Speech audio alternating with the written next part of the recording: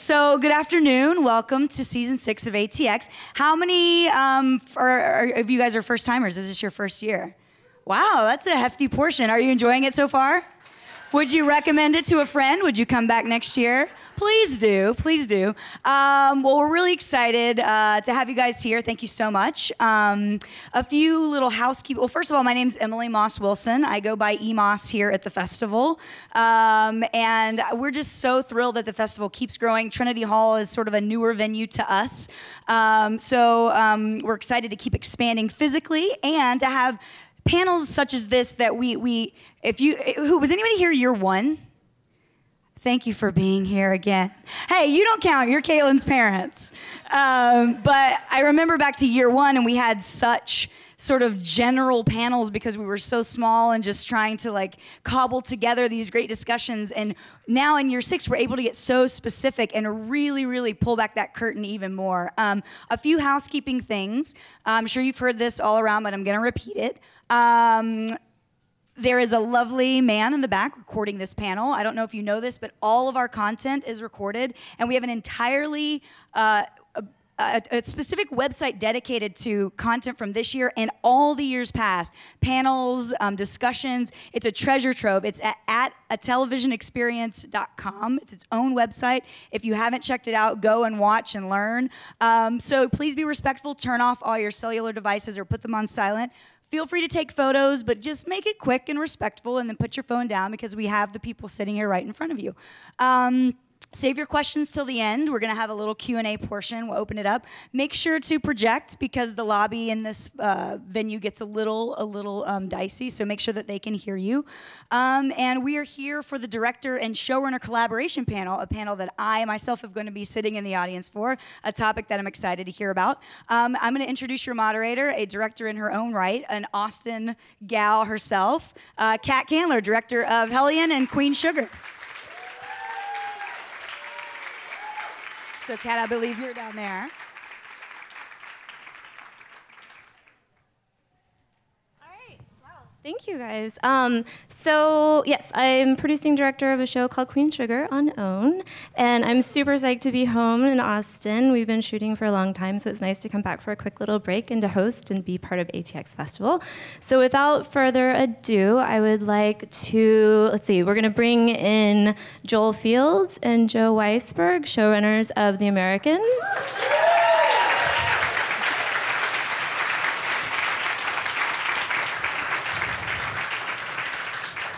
I know, I'm not sure where you guys, I have no idea. Okay, thanks. All right. We've got Tommy Schlamme, who is director of The Americans, legendary.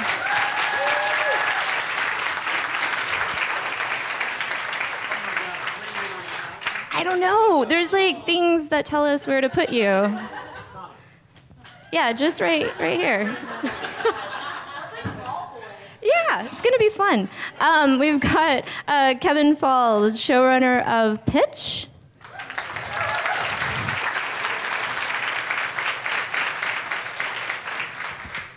The Paris Barclay, who director of Pitch and head of our DGA.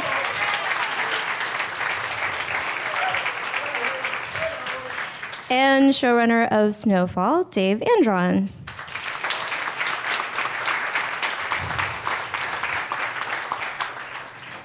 Yay. Okay, so I'm just going to start out with, we're going to go back.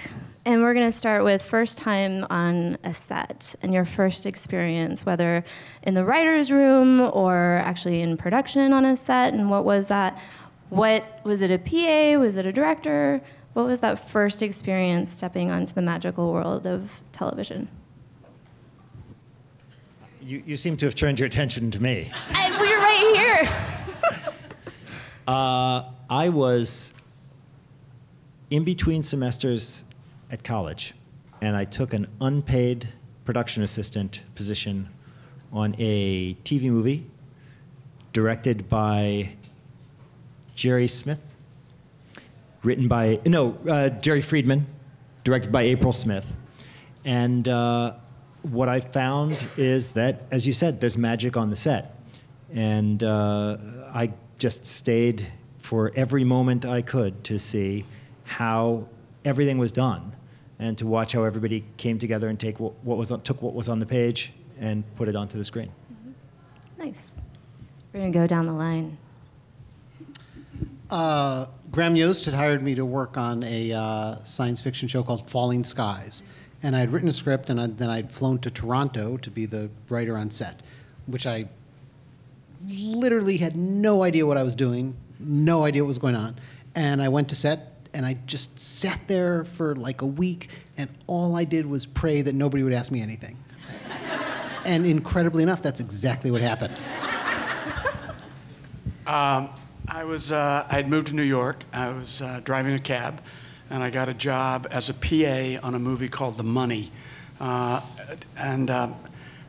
don't think I'd ever, still to this day, been happier about getting a job. I got this job. It was this incredible thing. There was a wonderful DP named Burley Ortiz, and he let me hang out with the camera guys. He let me, by the end, load the Mitchells. At that time, you'd go into a black bag and got to load the Mitchells.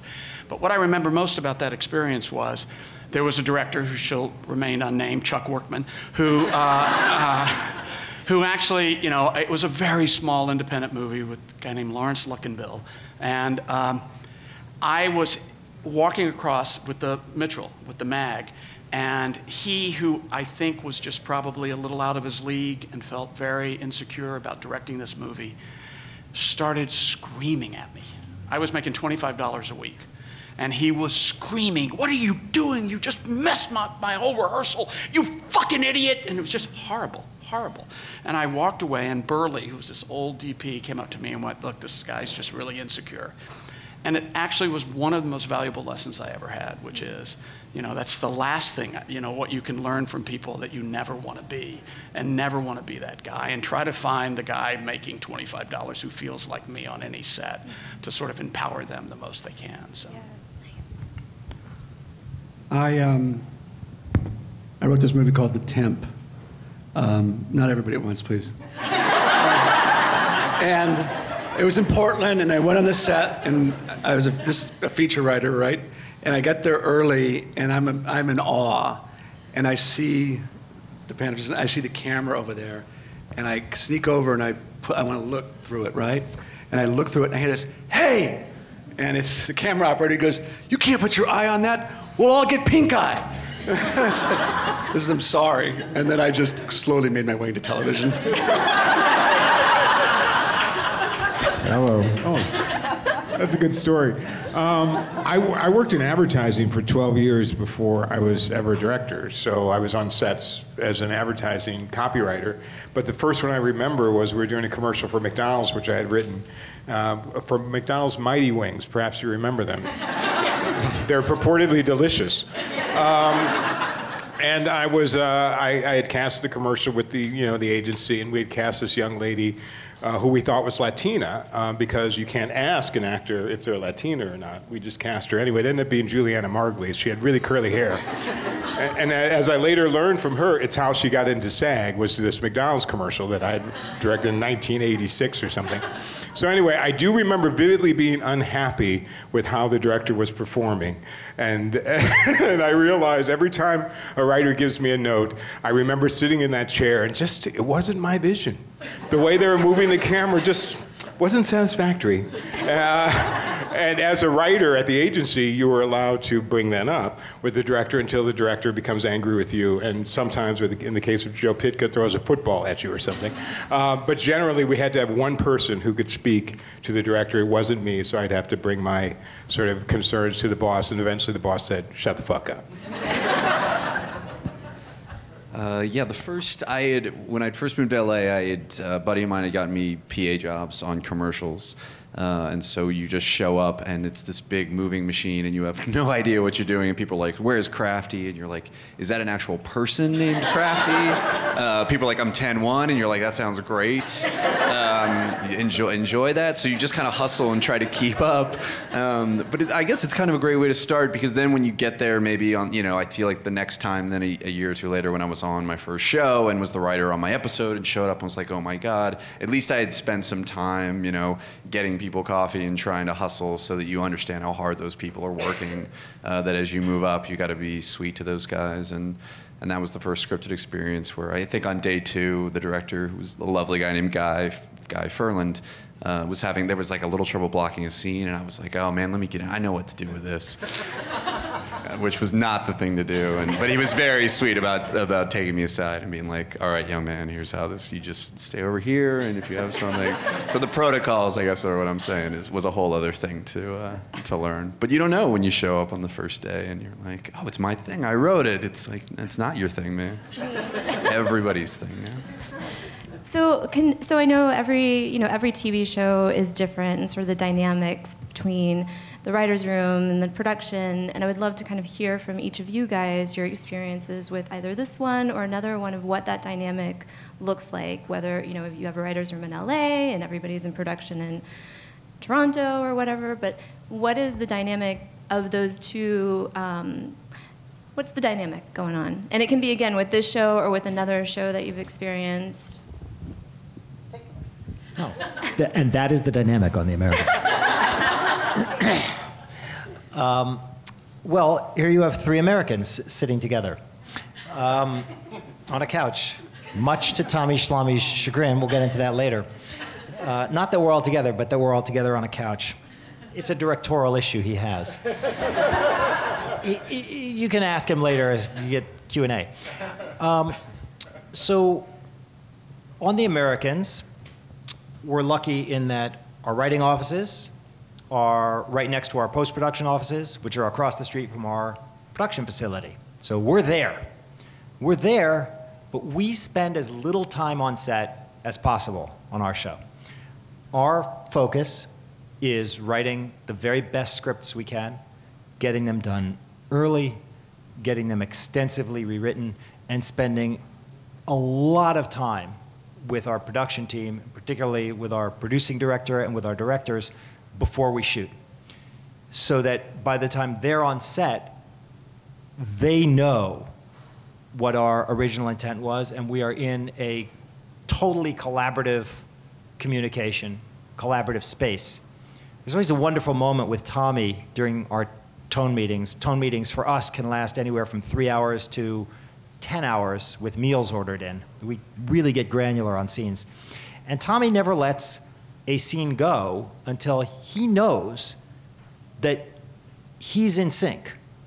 And every episode there'll be one scene that we're just not quite communicating right. And we'll talk around it and talk around it and talk around it. And then there's this moment, he'll put his fingers like this and he'll think, and then suddenly he just goes, I got it. And as soon as Tommy says, I got it, you know you can stop talking and move on.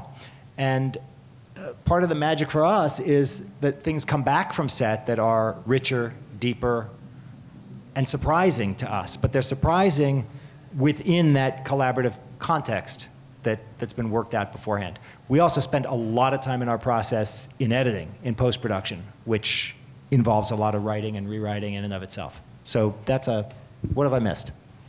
Well, the only thing I'll add, because I spent 5 years kind of wondering about this, and I'd be interested in your perspective, that these tone meetings, which, as Joel said, go on so long, they're like important but unbearable at the same time. And I finally, in year 5, I asked our producing director, Chris Long, how he actually utilizes all that stuff that comes out, and I'd be interested if it's the same for you or totally different. He said, well, I take in everything you say and then I put it in the back of my head, and when I'm on set, if something's happening that totally contradicts it, then it comes into the front of my mind so I can say, oh, that's kind of not what they wanted. But otherwise, it's just sort of sitting there in the back, which made sense to me. Can you talk just a little bit about what a tone meeting is? And like, you have a scene that you guys that's are where discussing. you go through the script scene by scene, and we talk about, often even line by line, just what we were thinking, what our intention was, what we want to get across with that. Well, it's interesting because for me, The Americans is a very different experience than basically what I've been doing for the last 15 years. The American is the only show that I haven't executive produced in 15 years, and working on it, and it has been an absolute joy on many levels. But so it's I have to put on a different hat. Most of the shows that I've worked on, as being a producer, director, executive producer on that show, it is an incredibly collaborative process. And specifically if it, I mean, Dave and I are working together on Snowfall.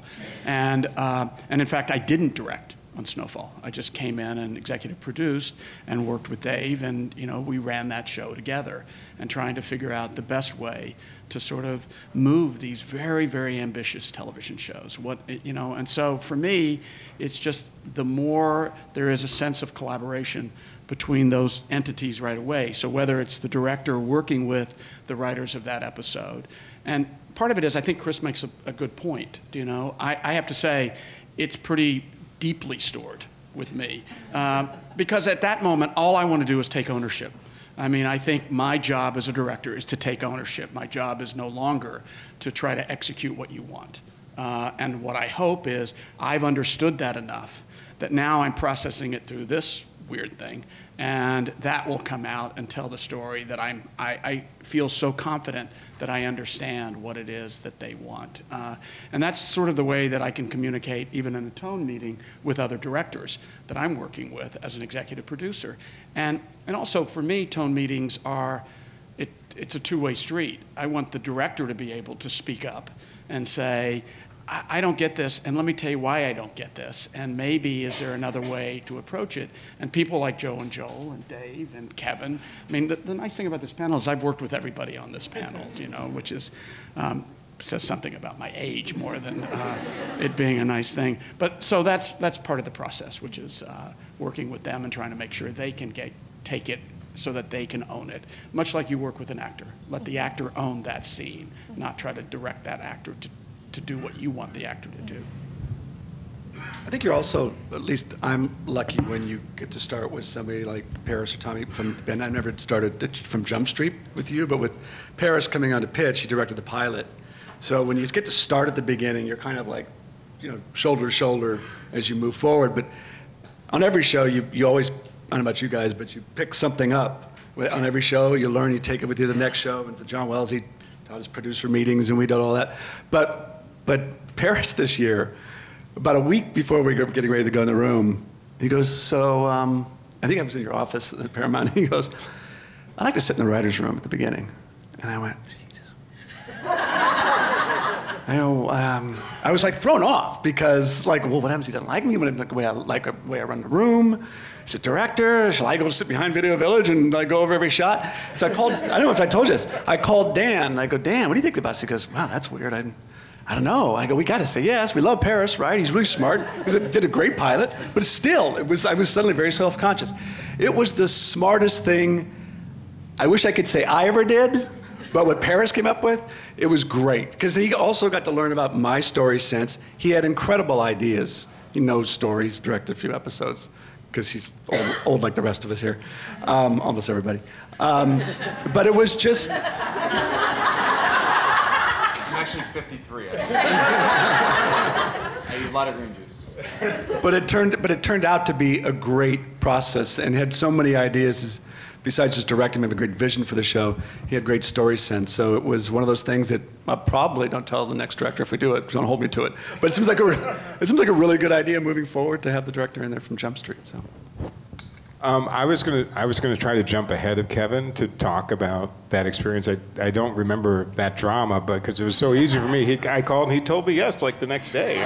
I think you read a script that I had written. You saw that I could actually write. It was all cool. But anyway, what I wanted to say is I've had so many different experiences as an executive producer director, some of which have been really terrible, and some of which have been difficult, and some of which have been problematic. And I'm not going to name names, and don't ask me in the Q&A, because this is being recorded forever. But in the case of Pitch, it was the best experience I ever had. And not just because I was in the writer's room, because I've been in the writer's room in other shows. It's sort of what I do as an executive producer. But the best thing about it was that there were 7 different executive producers. And one of them had a title showrunner, which was with a small s, I like to say. And that was Kevin. Now, Kevin didn't create the pilot. Dan Fogelman and Rick Singer created it. Rick originally wrote it as a movie. Dan Fogelman adapted it into a television series. And they were both involved in it and involved in the story, and that was the process. But Kevin had been brought on to run the show, to really be the person we came back. And it was very clear what his responsibilities are. And that's one of the problems that I've had with both the term and the role of writers as showrunners or executive producers, is that it's not clear exactly what they mean by that, and sometimes it's caused problems. But in the case of Kevin, it was very clear. Kevin was the guy you go to in the end. He's the guy you go to get your answers that need to be resolved. He's the one who says, we need to cut the scene. He's the one who says, this is the right casting person to have in the end. He's the person who becomes the backstop. And even though he wasn't the person who created the show, he played that role extremely well, and we could count on it in production. And I didn't feel like my role was diminished or it was bad. I just was glad to have clarity, because I've been on shows where there have been 10 executive producers, smash, and you saw, the title says it all. There, I will say a name. You saw what happens when, you know, you have 10 executive producers, and I didn't know, really, even though one was titularly called the showrunner, that person was not really necessarily empowered to be that. I mean, Steven Spielberg was one of the showrunners and would call up and stuff. So it was very difficult to do a show where there's a lot of voices at the top. It really helps to have the clarity of having one person identified as the person who you can go to and make that relationship work. That's what I've discovered. Yeah, I mean, look, to continue speaking for a second on that collaboration, like getting this job, which was my first job running a show, and there was some of that term where you're like, oh, that sounds pretty cool. Like, oh, I'm excited to be a showrunner or whatever. And then like, you paired up with Tommy, and you kind of start doing it, and like people start calling you that, and I could kind of see Tommy like shifting a little bit, and eventually he was kind of like, it's fucking bullshit. And you're like, wait, what? And it's like, well, you can't like. That term, because you can't do it alone. And the reality is you really can't do it alone. And having a partner who can be there. We shot everything. We were all in LA, which made it even feasible. But like, I can't imagine if you were shooting a show. You know, one time I was on a show that shot out of town. I can't imagine doing it without a producing director, somebody that you could really trust to be there to kind of be the keeper of everything, because you're on the same page. You've gone through the scripts. But even to be in the same place, to have somebody there who is your right hand, because you can't be in two places at once, and knows how to keep the set running and deal with the actors. And he's a magician in the editing room. Like, it just, even with the scripts when things come in, because you get so granular and you're so close to it in the writer's room, and it's so great to have somebody then come in at that kind of 30,000 foot view and look at it and just be like, yeah, but this and this and this, and you're like, oh, right, of course. But it helps to have a little distance and that clarity. And if you have a partnership that works the way that this one did on this show, you just can't imagine doing it then without that person. And just to kind of jump off of that, with those conversations between the producer, director, even in the individual directors and the writer's room, how much is shifting just the logistics of locations, the logistics of time, the logistics of actors? How much is shifting within each draft for you guys between those conversations? I mean, if any. Yeah, I mean, they definitely do. You know, even you guys were talking about those tone meetings. Like, by the time you get to that tone meeting, you've got a script and you're feeling pretty good about it, right? The network's probably read it. You've gotten your notes. Everybody, you're selling in this place of like, oh, we're in pretty good shape. And then you sit down and start going through it, and you're like, oh shit. Like, you're not probably re-breaking massive story stuff, but you're like, oh, that scene, like, let's flip. Let's have that person come in. Like, you start to really get into the granular stuff with somebody who's seeing it with a director's eye, because not all writers obviously direct. I'm never a director. You know, like, and they come in and start seeing it, the physicality of it, and what the locations start coming in, and you're like, oh, we got to do this because the door is there. I mean, it really does start to change on a very physical level quickly. And it's great to have somebody seeing it through those eyes that you maybe don't see it as a writer. Yeah, with us, well, go ahead, Kevin. No, I was going to say, whenever I be in my office and I saw Paris with Neil Aaron was our line producer, whenever you see those two guys coming in your office, you know something has gone terribly wrong. But they always come in, and the great ones do, and these are great ones right here, is that they come in with ideas for solutions. And solutions that sometimes you're just not. And I'm not speaking for Joel and Joe. They probably have it all figured out, but I don't. And I don't have the solutions in my head, because you guys have the experience of production that I don't know, but I'm learning all the time. So, anyway. Yeah, what I was going to say is, it's like, in pitch, it was baseball. And there was a struggle, maybe speak freely, because some forces that were involved in financing the show thought there should be less baseball. And some people who were doing the show, like us, loved baseball and loved the drama that happened during a baseball game. So almost every episode, the struggle with us, and we were really united in this, was how can we figure out how we can get this juicy baseball? I mean, this episode is about, she's almost going to pitch a no-hitter. How do we do that without playing baseball? You know? I mean, how do we do that? And, you know, how do we do this great game, you know, up in Candlestick Park with just, one day. So we're always trying to figure out the drama, how we kept the story going, and how we made those scenes vital, but it was always a puzzle. And so part of the joy of Kevin and why it was the best experience that I've had was because he's engaged creatively, and we'll throw ideas and we'll go back and forth and we'll work with the episodic director and we'll figure out a way to make it fit in that little package somehow, and a lot of times it is revising the script, or somehow a director will come up with a new way to do something or a way to shoot something that will make it simpler, and suddenly we have a show. And that's the way a show comes together, with that collaboration. Unless you get canceled. Yeah, that's how a show dies, with that collaboration. But the unifying theme here really is collaboration. I mean, often those problems you talk about, Kevin, that walk into the office, those solutions are often better than anything we wrote or would have thought of. And you thank the fates afterwards when you look at your director's cut for those problems that made that location unavailable, for that rainstorm that flipped the schedule and allowed the director or the DP or the locations person to have an epiphany that never would have come along. And I think for us in our experience on this show, for me and my experience over my whole career, trying to translate what you've written in a dictatorial way so that it's exactly what you originally had in your head is a lot less interesting than opening the door to full collaboration with really talented people. And the more you become partners, the better the end result. Which is why I like going to the Americans all the time. But it's true. I mean, it was part of what it was so important to me as an executive producer when I was starting to be able to do my own shows, that was the environment. Because as an episodic director, Paris can speak to this, I can speak, it's not always that way. And it's a horrific feeling, because you're feeling like, I want you to exploit me. I want you to get the best out of me. And you're simply not going to get the best out of me. So you want to set up that kind of environment that people feel so justified and so empowered. Yeah. Well, the question becomes, what blocks that? And it's hard to imagine that there's anything that blocks that except ego. And if people are getting in the way of collaborating because they want to be the boss, or they want to have this title or that title, they're literally insane. You can only shoot yourself in the foot, and what's the point? I mean, of course, everybody has self-destructive impulses, but if you want to get out of your own way and succeed, that's probably a better plan. You could almost become president of the United States. But some of it's inexperience, too. I mean, some of it's ego, but some of it's just not knowing better. I mean, this is the excuse they're using for Trump now. He doesn't know. He's a businessman. He has no idea how to be president, whatever. But part of it is when newer people get into the job, I'm not talking about you, Dave, but sometimes they're not, how shall I say it nicely, eager to learn. They've looked at the job from a great distance and seen it as enormous power and control, and I am finally the king. And what I shall say shall be the decree of the land. And in the end, the show shall be my show. And the show shall be brilliant, because I am brilliant. And that gets into ego. But what experience teaches you is that it doesn't get better because it's your idea. This is what I've learned as a director. Exactly what I want is not good enough, because I'm not that good. But what makes me as successful as I've been is I let other people be good, and I try to create an environment where other people can be good, especially actors, but other people in the crew too.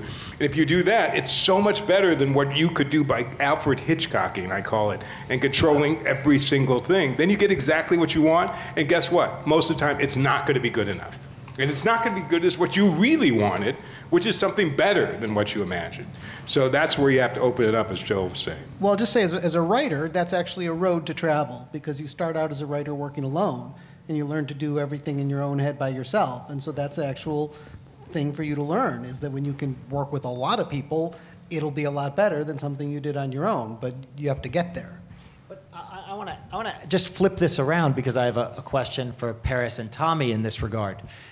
Because we've also had, the writers on this panel have had the experience, and you guys as producing directors have had the experience of getting that director's cut, and you realize that is not the show we toned. Right, that's that what I was not It's the really episode easy we to have wrote. faith and be collaborative when it's Paris and Tommy. Well, that's right. But, it's like, oh, yeah, no sweat. It's really easy to be collaborative and open when it's you guys. But that only says it's says it's a two-way street, and I've had the great pleasure of working with Paris and now Tommy over many years, and this is experientially what I felt with you, but you articulated it in our first meeting, I'll never forget our first meeting, season 1 of The Americans, and I had known you by reputation. I was a lot less comfortable with you than I was now, because I was kind of in awe of Tommy Schlamme. I didn't know Tommy Schlamme, I knew Tommy Schlamme. And I remember sitting in my office there, in our office in Soho at the time, and there I was in awe, and one of the first things you said is, guys, let me tell you what I think my job is. My job is to take the audience by the hand and walk them through your story. And I want to take this prep period and get inside your story so I can do that. I had never heard that articulated so clearly and beautifully by a director, and I think that attitude, it cuts both ways, from the writers, but also from the director. It's got to be a mutual collaboration, and that's where the magic happens, I think. And on that, I would love to hear what those conversations were from, and our, like, just the aesthetic of the shows that you guys have created between your first director that's coming in to do the first episode and the writers, like in terms of like the visual style, the references, what were some of, like, and just being really specific about what the first episodes for all of these, what were those specific references and what were those specific conversations that you were having about the aesthetic and the vision and the style of your shows? I'm not sure I understand. In other words, so when a new director shows up, or for the as a very director? first episode of a show. Do you mean the pilot, or after yeah, the pilot? the pilot of the Okay. show. Like, what are those specific conversations that you guys are having, of whether it's other shows, whether it's a movie, clips, music, Well, I paintings? think we all worked. I mean, I can tell you, for me, the first thing is, obviously, if it's something that it's been sent to me or that I've been developing, or whatever it might be, but it's, do I have a connection with that writer? And what is that writer's vision of this, so that I can know that we can, in fact, become collaborators from this point on. That's the first thing. I might love a script, and at this point, especially in my career, and sit with a writer and go, I'm not doing this show. I mean, it's just not going to have what the experience that Joel just described, so it won't be there. So that's the first thing. Then once that happens, for me, it's a little alchemy. Every script is a little different. I use still photographs probably more than anything else, that I'll sort of pull stills and sort of have nothing to do necessarily with movies or movie stills. They could be, I have a very large collection of black and white, photography books. So it'll be from that.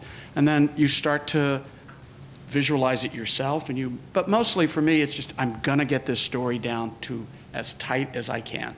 That's all it is. So that from this point on, when I communicate with a production designer, an editor, a DP, or an actor, what we're really now talking about is the story.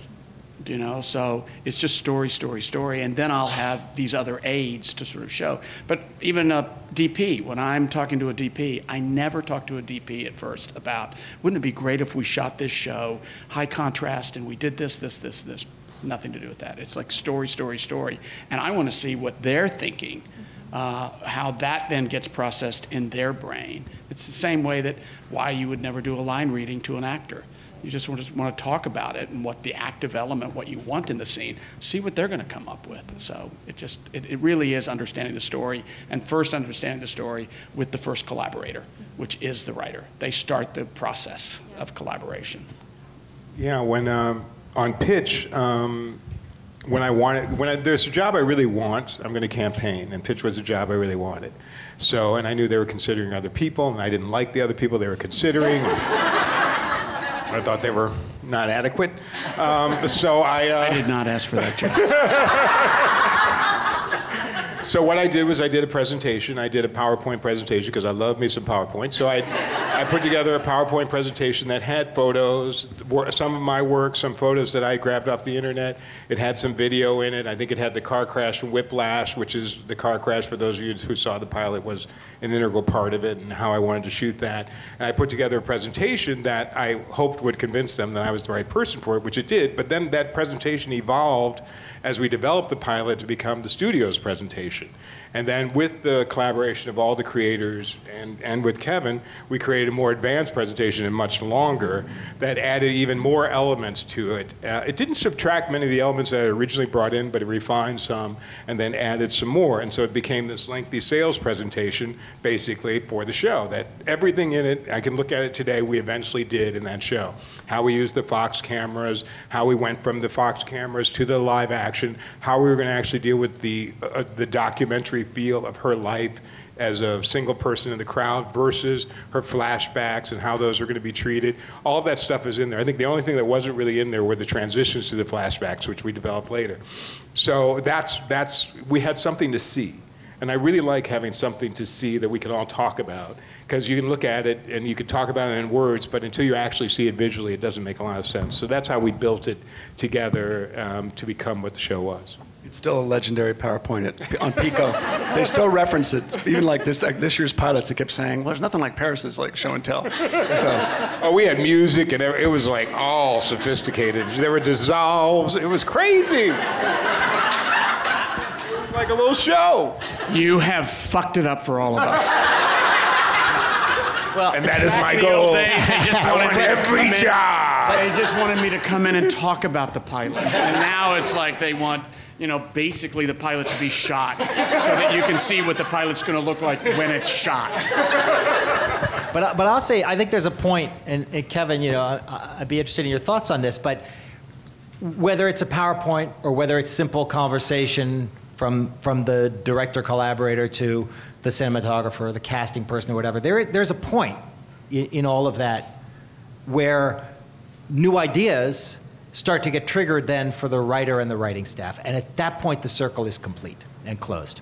And what started with a writer or writers sitting down at a computer screen with a blinking cursor now becomes a living creative organism. And that's when it becomes really exciting.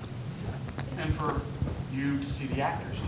I mean, in other words, now it is alive. Right. It is actually an alive thing. It's an extraordinary experience, I'm sure, for a writer.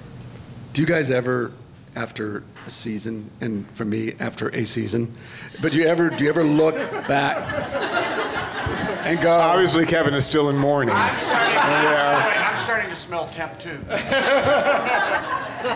We've got to let it go. In television.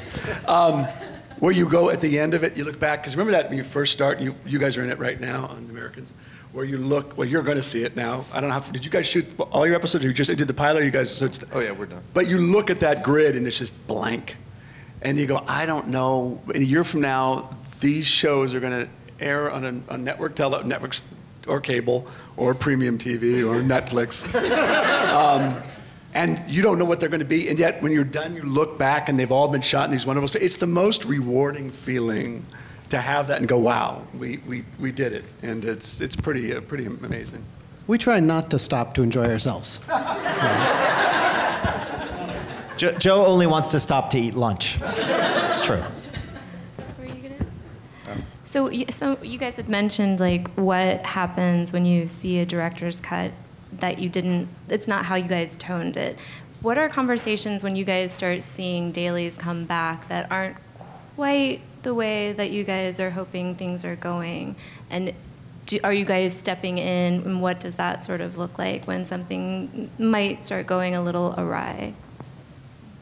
Well, sometimes, I'll let you guys speak to this, but sometimes it doesn't even get to dailies. You'll get a call from the set where this isn't going well. But we've had, for pitch, we had a pretty, with the exception of maybe one, had a great roster of directors in amazing. Yeah, I blame myself immediately. Because I learned from Tommy on The West Wing and from Mark Tinker before that on NYPD Blue and the other producer directors that I've actually figured out how to do this job from, is that if a director is really going off the rails and you're not getting the show you want, you didn't prep them properly, or they didn't understand that process. Somehow you didn't spend enough time drilling into their minds, or they're just the wrong person, which sometimes can happen. But usually I say, you know what? I didn't emphasize that. I immediately go to myself and sort of do my own inventory. And a lot of times it is actually my fault, because I wasn't clear about really what we think the show is. And so they were right, they were doing their own show. And I always say to directors, if I remember, you're not actually doing your own show, you're doing our show that's invested with you. You're coming through our show to express yourself. You're not expressing yourself first and using our show to do that. So you have to really have those things in perspective. And when things have gone awry, I see directors are showing off, or they're creating shots that don't have anything to do with the story, or they're torturing the actors, which I loathe. And all of that is stuff that I feel I should have headed off at the pass. And sometimes it'll be a day or two into shooting, and we are summoned to the set as producer directors or as writers, because we have to bring the cast and the director back into focus, as I like to say nicely, because things are already going off. But usually, Kevin's right. For us, it's before the dailies even hit that we know shit's going down and we need to start fixing it. Sometimes I've had to sit the directors down, and we've had cry fests in shows where I had to be brutally honest about what I thought was happening. And a lot of times that's because the star of the show is incredibly unhappy. And if the star of the show is incredibly unhappy, I know I'm not going to get an episode. So I have to address that. And part of my job as a producer director is, you know, to address that. That's part of my skill set. I have a little box of tissue. I use my in-treatment experience. We sit across each other, and slowly we find out what is the psychological drama that's playing here, and how can I fix it. And it involves both people. Sometimes I have to get the two of them together to actually have that conversation, but often it's one at a time. And I was going to say a version of actually the exact same thing, which is even now sometimes there'll be, you know, a scene that something seems to have gone a little sideways with, and usually we can fix it in post. But I don't feel like we ever have not had problems with an entire episode since season 1. And that was really because in season 1, we didn't know what the show was yet. And we were, I think, delivering scripts that had problems with it. And if the script had problems, then the show's going to come back with problems. So I think I'll remind you after the panel of a couple episodes you're forgetting. But what I was going to say, a different version of what you were saying, which is sometimes I think sometimes it's because we've failed as writers. I mean, sometimes you'll look at a scene or a cut and you'll just realize, boy, you know, it'd be nice to blame the director, but it's because we wrote a shitty scene. And sometimes, you're right, it's someone who is trying to show off on our show. It's a particularly challenging thing because our whole show is about kind of being real and keeping it simple.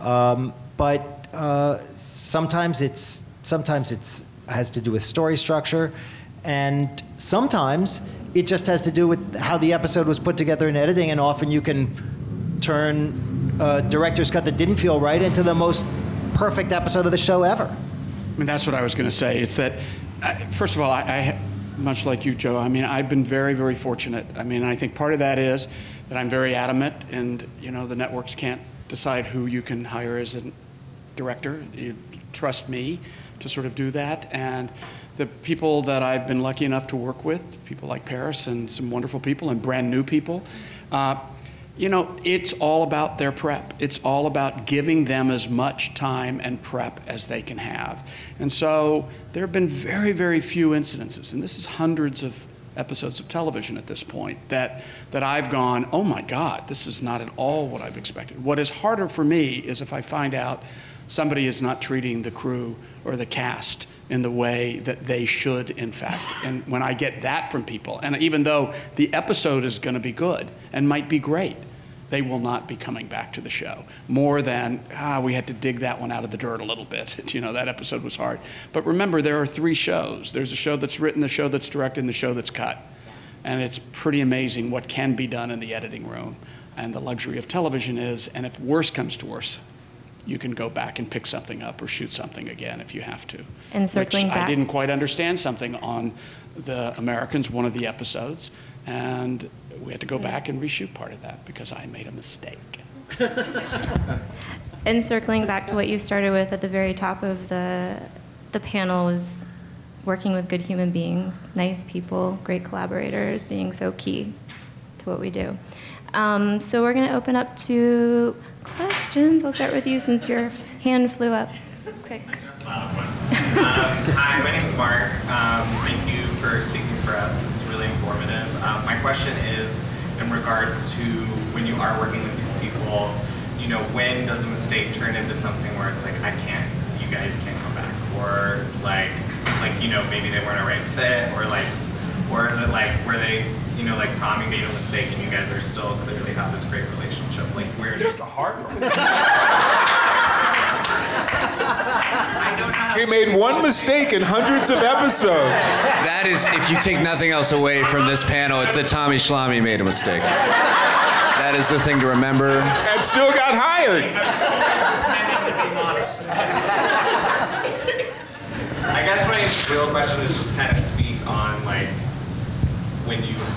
how do you make those hard decisions, and have you had to ask someone to not come back that you still have a good relationship with outside of work, stuff like that? Well, I'm going to say, first of all, that even defining what a mistake is a complicated thing. We're working in the arts, so actually a mistake it's not even easy to say what it is. It probably goes back to what we've all been talking about, and my guess is we would all agree is that when the fit is bad, when you have trouble collaborating with someone, when you're having trouble listening to each other, when the communication isn't there, that's really when you're not really eager to work together again. And that will inevitably manifest itself in things coming out in the show that aren't quite right, and you can label that mistakes or whatever you want. But if you're in collaboration with each other, then when things go wrong, you don't even care whose fault it is, or if it's a mistake, or if it's your mistake or their mistake. It doesn't matter, because you're in a good relationship and you're making something together, and you all know things are going to go wrong, because that's part of any enterprise.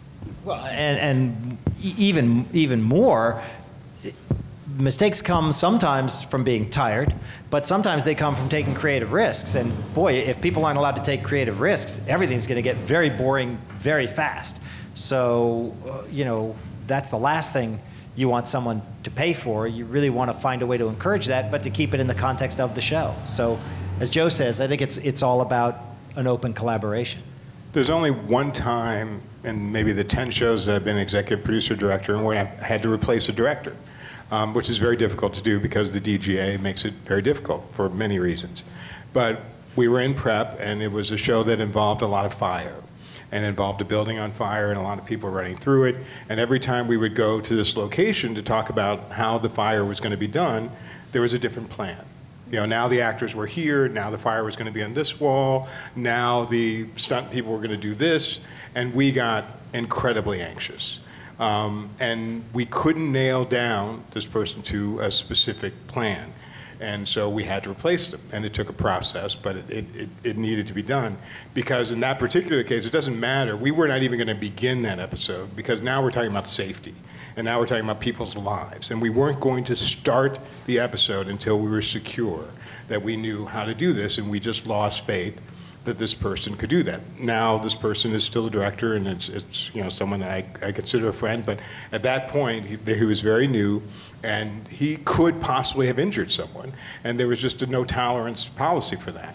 But generally people can always recover. Generally people who've just fucked up a scene or taken things, if you really talk to them, and I've had that hard conversation with directors after they've done an episode that's been less than pleasant, and some of them have come back and learned from it, and some of them have not.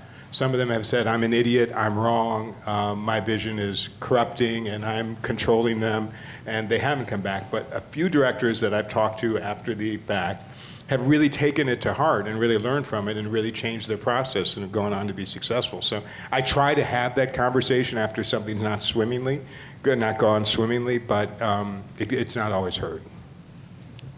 Yeah, back there. Hi. I'm Kimberly, and I'm a casting associate, actually, and I'm interested in how you guys work together on the casting process. I actually did season 1 of Madam Secretary with Mark Sachs, and I know he cast you in Good Life, right? Oh, right. But on Madam Secretary, actually, the producers very much deferred to the director, and there was a new director every episode, and pretty much just whoever the director thought would be good in the cast, they were like, yeah, go for it.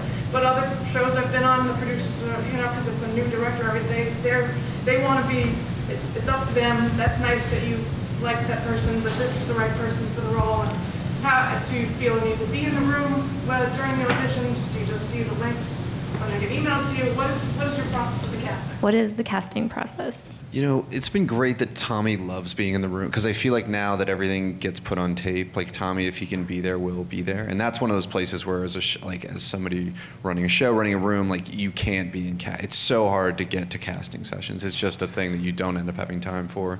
And it was great that Tommy was there to be in the room, but he is very respectful of the directors that have been hired. And you do want to give them the first crack at it. They have to own it, right? You have to feel like they come in, they understand it, they're inside that story, and you really want to, unless you really disagree, you know, you want to give them certainly the first chance to weigh in, right? When that email comes to all the EPs and it's like, okay, these are the 3 choices, I always try to wait for the director of the episode to kind of make their selection before you come in. And hopefully I can come in and just be like, great, great, great, great, great, and you're really happy with the choices. Did they already do the casting panel? Because I know we have... It's tomorrow? Okay, that's great, because you'll talk to Wendy O'Brien. But on Sons, they had the best process, where Kurt did not like to be in casting because it takes a long time and he had other things to do, and it's kind of exhausting.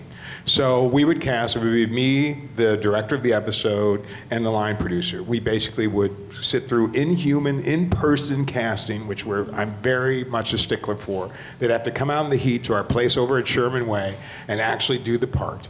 And generally, we didn't make offers to people because we had bad experiences with that, unless there was someone we all knew from another experience. And then we would send the links to Kurt of the people that we liked. And we'd have our little fight there. And I would normally give the director the final vote. I mean, maybe twice in 4 years did I overrule, for the director's own good, their choice, because I knew that I'd had a bad experience or I just felt that person was totally wrong. But often we'd even at least send that person to Kurt to make the final decision without me putting any stink on it. Then Kurt would watch it on tape very quickly, actually, and would make the final decision. And that process always worked for us. And I would say, let's not put anyone or send anyone to Kurt that we're not going to be happy with. If we don't have someone, 1 or 2 choices that we're happy with, we're not sending them. We're going to keep casting. Don't send anyone that you can't live with, was my rule. And then Kurt would make the final decision. Worked out well. I just want to add, since that just quickly, those are great process thoughts. I just want to say, first of all, Mark Sachs, an excellent mentor and fellow camper and campmate of mine at Stage Door Manor Summer Camp, a friend to this day. Stage Door Manor, you can Google it. Great place. Of course. Yeah, and John, well, I wasn't there with Josh Shaw, I was there with Johnny Cryer. John Cryer now. The great John Cryer. And Mary Stuart Masterson. With whom I performed in Babes in Arms. Fortunately, something for my sake you cannot Google. But what I do want to say is, in this spirit of collaboration, casting directors are artists. These are not craftspeople, the people in the credits of these films. And you think about the Americans, and you think for a minute that Joe and I will sit down and we'll say, oh, okay, we need a beautiful early 20s someone who seems unassuming, but also turns out to be very, very smart, wily, and manipulative. It's going to be a long, complicated story arc. By the way, she needs to speak fluent Russian. Find us Annette Mahendru. And on and on and on. You know, these people are helping create your show. Yeah, right here. There's also a panel tomorrow about from actor to action, about when actors kind of take the reins and start directing episodes. And so I'm just wondering, in terms of the relationship you establish with your actors when they're just actors, and what the transition is like as they kind of grow and evolve into being directors, and how that collaboration can either complicate your relationship or how it's sort of a natural transition. Or well, I'll be more than happy to take this. Look, I think the greatest opportunity for someone to learn how to direct is to be on a television show. It is just an incredible gift to those who have an enormous desire to do that, because it's school right in front of you, and you can take advantage of that and really take advantage. And those that do, they end up being wonderful directors, DPs, actors. What it should never be, from my point of view, is a perk. It shouldn't be, God, I'm on the show. Maybe it'd be fun to direct. and then never want to direct again after that. I think what it does is it dilutes the craft that I believe so strongly in. So I think it's something. Whereas you look at Matthew Rhys's episodes on The American, that's a real director. That's a real director, and I can't wait for him to finish this show so that I could hire him to direct something, because he's really, really good at it. And so I think that's, for me, the most important thing. I will also say, as a director, the best actor to ever work with is the actor that just directed their first episode of television. Because they are the most accommodating human being on the planet. But that only lasts for 1 or maybe 2 episodes. All right, maybe one last question right here. Hey, I live in Gowanus, so I just want to say this is where The Americans are shot, and I like your show so much that I don't care about the parking. Thank you. I had a question about, it sort of struck me as strange that on TV the directors come in, you have different directors per episode, and I'm just wondering about why that's the process and what the pros and cons are of, because it feels like it would be a very intimidating thing and also a very hard thing to keep the tone consistent throughout. How do you keep a consistent tone? Well, I think there's really no other way to do it, right? Because they need time to prep beforehand and then to shoot the episode and then to edit it afterwards. So essentially you couldn't have a director go continuously for 13 or however many episodes, although they... Right, exactly. Oh, that's why you have a directing producer who can oversee the whole thing. Although they do seem to occasionally on some of these shows now have somebody direct 10 episodes, which seems incredible. What does that person do? Prep all 10 episodes ahead of time? Yeah, I mean, what happens is now they're all written, then they're all shot, then they're all edited. Right. In other words, you're not editing in the same place. But I will say that on West Wing, we actually ended up in the 3rd year, we brought in 2 other people. I brought, 2 other people who were co-EPs to direct along with me, so that there was 3 of us directing that show, because it was a pretty high, bar to sort of, we didn't always be able to get Paris, who got nominated for every episode he ever did. And actually that, was it's really the actors more than anything. I mean, for me, it's the actors, I think, feel so comfortable with the people that they already know instead of here's somebody coming in. And as an episodic director, you have a very short window of time to get the crew and the actors to believe in you, that you, in fact, are the captain of that particular ship, and that particular episode's tough. Yeah, on NYPD Blue, which we did before this, obviously you've heard of David Milch, and David Milch would write scripts certainly by the day you were supposed to shoot them, but often no sooner. And the problem with that was, for a guest director, it was almost impossible for them to have the time to figure out what David Milch was really saying in his incredibly complex dialogue and still deliver it on the stage, when literally they would get the pages that day. And we would have someone cast, and they would be in wardrobe, and they would not know what they were going to say until that day. And so what we ended up doing is very much like West Wing. We had Mark Tinker, we had Michael Robin, and we had myself, and we did most of the episodes in those seasons because we kind of knew. We already had a shorthand. We actually were there. And very often when we would try someone new just to spell us or because it didn't work out, they tended to fail because of the difficulty of getting into the David Milch head in that time. And so as the show went on, we tended to more securely, basically reduce the number of episodes that we gave to outside directors just to protect the show and to protect the process of it.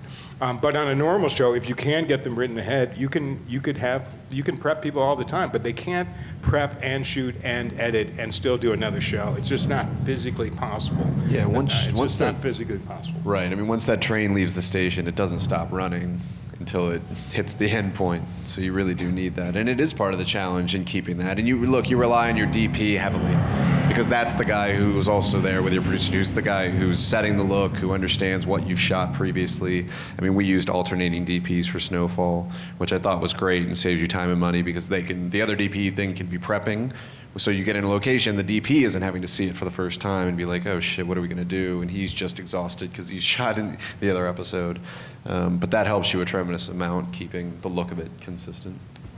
I think that's all we have time for. But one thing, I think the main theme between what all of you guys are saying is collaboration and that real partnership between every artist within the entire crew, within all of your keys, with your actors, collaboration being so key.